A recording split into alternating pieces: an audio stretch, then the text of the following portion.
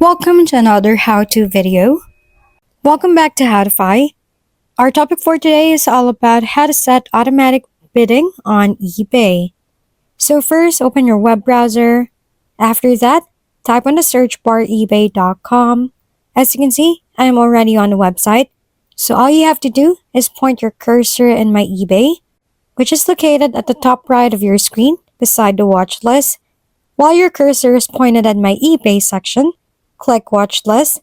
As you can see, I have no list for now, but I can still guide you. So all you have to do is click place bid. After clicking a place bid, enter the amount you want to bid, and it's up to you how much you can afford. After that, click confirm bid.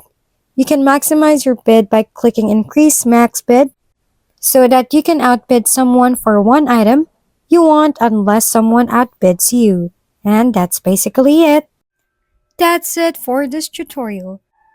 For more how-to videos, please don't forget to subscribe and hit the like button if this video has helped you. And don't forget to share your comments or suggestions in the comment box below. Thanks for tuning in, and we'll see you next time.